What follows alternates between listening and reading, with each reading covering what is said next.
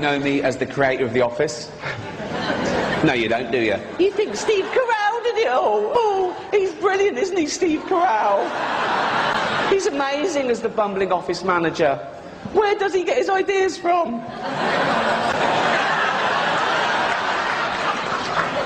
Let's play.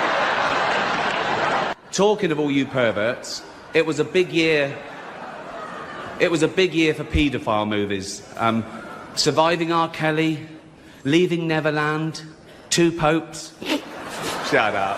Shut up. I don't care. I don't care. Our next presenter is the star of the hilarious comedy The Martian.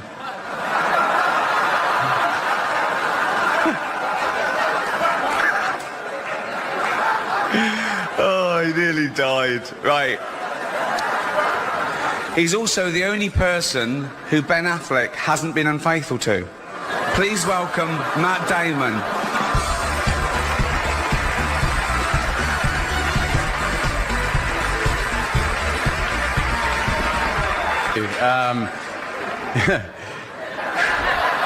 I'd like to quash this ridiculous rumour going around that the only reason The Tourist was nominated was so the Hollywood foreign press could hang out with Johnny Depp and Angelina Jolie. That is rubbish. That is not the only reason. They also accepted bribes. No one cares about movies anymore. No one goes to the cinema. No one really watches network TV. Everyone's watching Netflix. This show should just be me coming out going, well done Netflix, you win everything, good night. But no, we've got to drag it out for 3 hours. Binge watch the entire first season of Afterlife instead of watching this show. That's a show about a man who wants to kill himself because his wife dies of cancer, and it's still more fun than this, okay? Spoiler alert, season 2 is on, so in the end he obviously didn't kill himself, just like Jeffrey Epstein. I know he's your friend, but I don't care.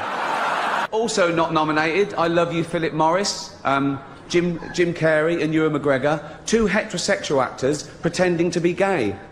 So the complete opposite of some famous Scientologists, then. What? Probably. The Irishman was amazing. It was amazing. It was great. Long, but amazing. It wasn't the only epic movie. Once Upon a Time in Hollywood, nearly 3 hours long. Leonardo DiCaprio attended the premiere, and by the end, his date was too old for him.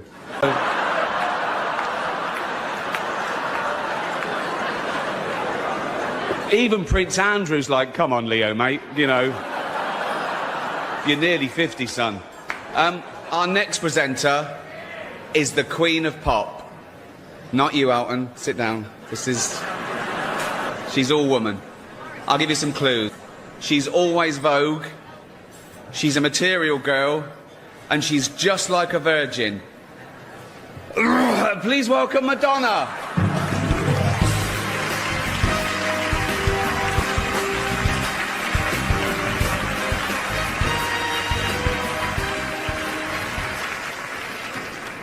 If I'm still just like a virgin, Ricky, then why don't you come over here and do something about it?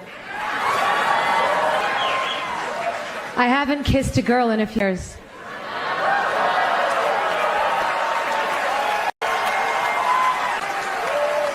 On TV.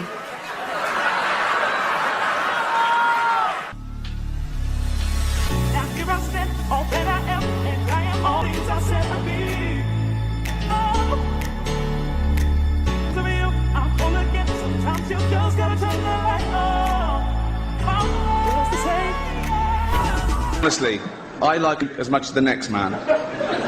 Unless the next man is Mel Gibson. Talking of The Walking Dead, congratulations to Hugh Hefner, who's getting married at the age of 84 to 24-year-old beauty Crystal Harris. When she was asked why she was marrying him, she said because he lied about his age. He told me he was 94. Oh, come on. Don't worry. Out and just don't look at it when you touch it. That's done.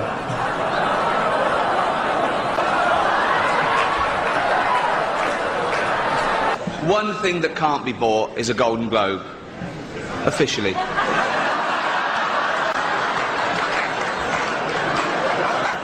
I'm not going to do this again anyway.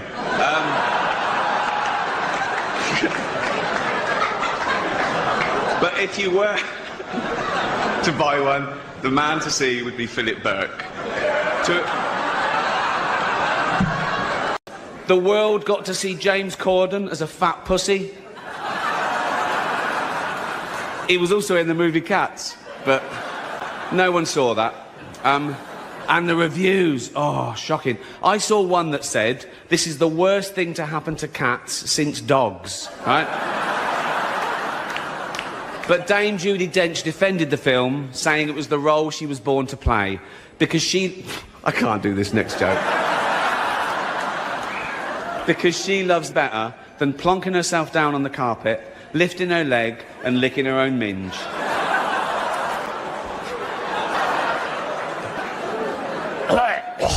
Furball. She's old school. It's the last time, who cares?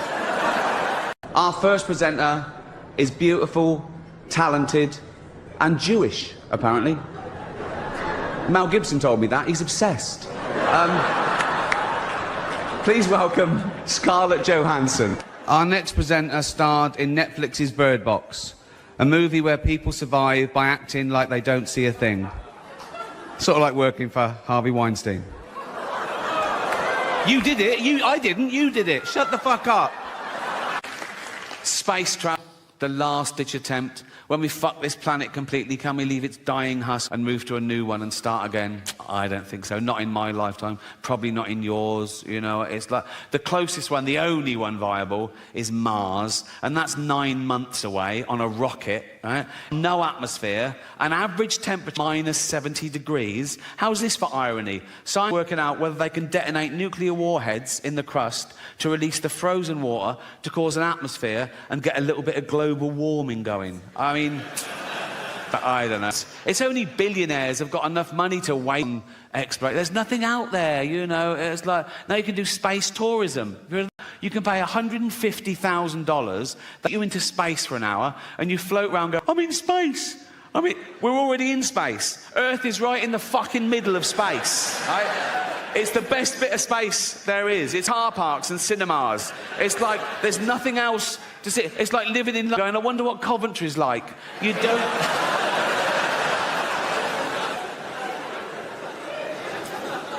But I'm optimistic. I am.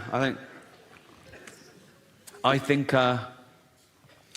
people care about the planet deep down. I think just that most people on the planet don't realise that most people on the planet are destroying the planet.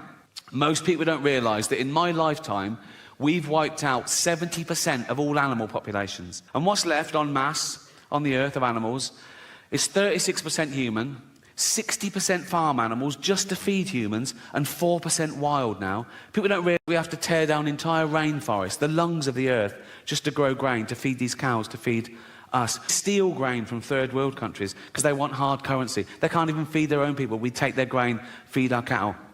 Meat. If you eat meat every day, if you gave up 1 day a week, we'd feed another 100 million people. But I think people care. It's out of sight, out of mind. Think of the animal that most people know, their dog. They love their dog. They wouldn't let anyone hurt their dog. And a dog is a cow, is a sheep, is a deer. People love their dog so much, they won't even watch a fictional thing where a dog gets hurt. And I get that. There's a website, it's a real website, it's called doesthedogdie.com, right? It was set up because people would watch a film or a programme with a dog in it, and something would happen to the dog, and they'd turn it off. It would ruin it for them. It would ruin their day, right? So this website was set up. You could go to it, you could put in any film or TV show and ask, does a dog die? And someone would answer you, no. And it's become a thing for anyone's phobias. Anything you don't want to see in a film, you just look up the film and they answer your question, right? So I looked up one film on here, Schindler's List.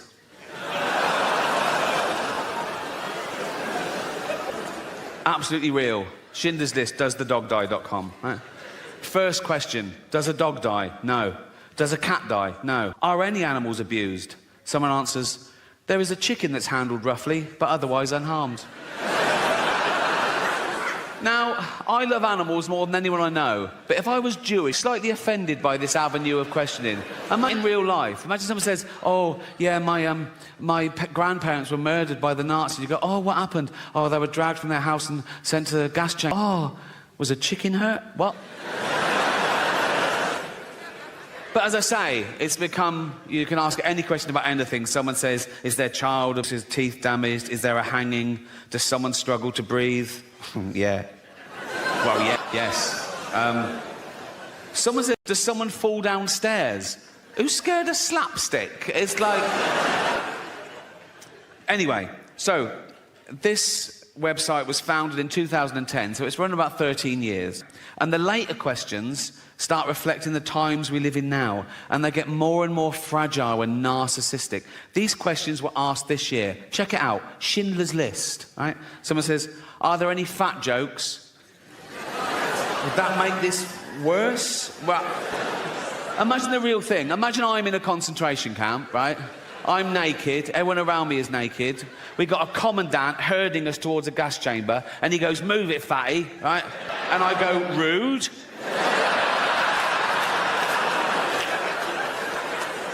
No, that has ruined the whole experience, if I'm honest. Someone asked, is there hate speech? Yeah, there is. Suck it up, buttercup. Are there any man in a dress jokes? Very few jokes. If you come to this film for a giggle, you're going to be very disappointed. This one takes the biscuit for me. Remember, this is a movie set in the 1940s, arguably the worst atrocity in civilised human history. Check this out. Is someone misgendered?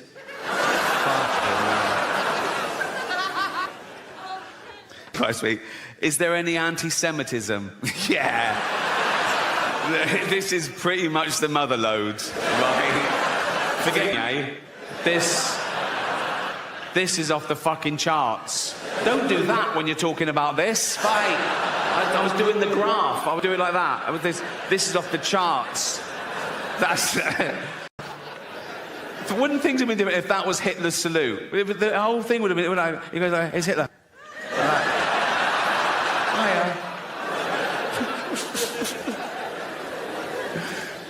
This is interesting. Does it have a sad ending? Right? Someone says yes, and then someone else says no. And I thought about it. No, but then I remembered, if you've seen the film, if you remember, when the story sort of ends, Spielberg then tacks on a real bit of footage where he gets real-life descendants of people murdered in the Holocaust, and he films them coming into a Jewish cemetery, and they each leave a stone on the grave to represent their family members that were murdered, and it builds up, and it's very moving. And so I think I get the ambiguity. Does it have a sad ending? Yes, in the sense that 6 million Jews pointlessly lost their life, but no, in the sense there was still enough left over to build a little rockery. So...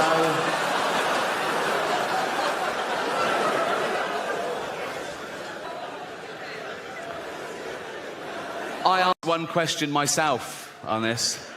Is James Corden in it?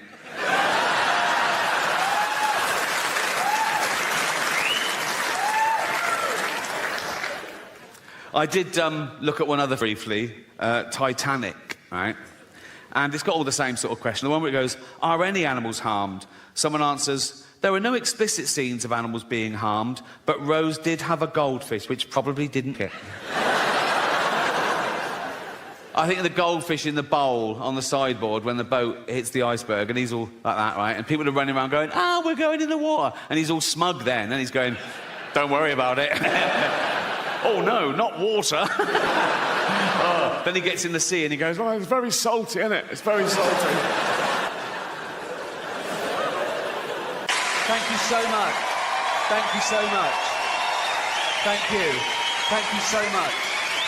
Thank you. Thank you so much for... You don't get an encore in any other profession, do you?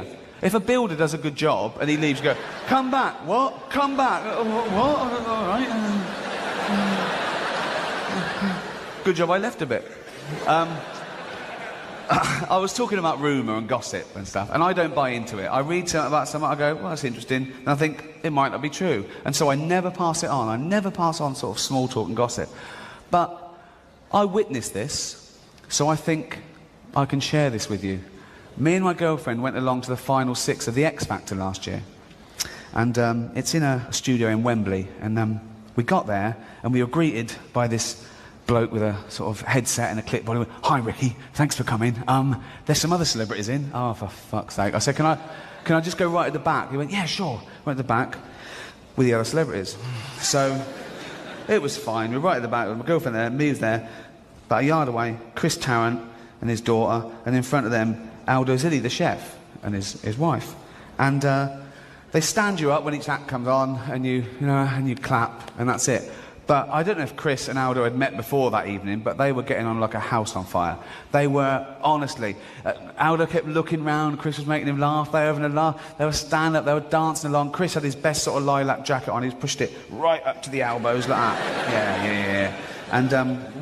And Ben did a Joe Cocker number, and Chris was sort of doing the actions, and Aldo was turning around and laughing. They were, oh, bless them. And it really is live, so in the ad break, nothing happens really. The judges get powdered, well, Simon does, and the warm-up man was going into the audience, keeping them amused. And on the night I was there, he probably does it every week, but he was saying, "Has anyone got any questions for the judges?" And he went, "Little girl there with her hand up. How old are you, darling?" 7. What's your name? Sarah. What's your question? For Simon. Simon, why do you smoke? Good question. Yes, Simon, why do you smoke? The girl was going, "Hey, why do you smoke?" And Simon went, "Smoking's good for you, dear." And they went, "Oh, God, oh." He went, "Back in 3, 2, 1. Okay? Next ad break, he goes, "Lady there with her hand up. What's your name?" "Emma." "Where are you from?" "Essex." "What's your question?" "Simon, will you marry me?" And Simon went, "Why not?" And they were, "Oh, like, okay." As he was walking back, we saw Louis Walsh just tap his arm like that and show him something. And he went, "What? Chris Tarrant's got a question." It was back in 3, 2, 1. And me and my girlfriend looked at each other and we thought, brilliant. Sometime before the show, Louis Walsh and Chris Tarrant have got together. Chris is going to ask a question. It's going to be a cheeky question to the judges. They're going to love it. The audience are going to love it. They're going to carry him down the street and he's going to be back. So, third ad break. He goes, "Chris Tarrant in the audience, ladies and gentlemen." Hey. No, it was louder than that. I can't do 1,000 people. So he went, "All right, Chris." He went, "Yeah." He went, "This question's for Sharon Osbourne. You obviously married a very intelligent, articulate man in Aussie. That's as far as he gets. Because Sharon thinks he's going to have a go." So it goes like this. People are looking over it and goes, "You obviously married a very intelligent man." Sharon puts her head up like that, looks at him and goes, "Fuck you, Tarrant."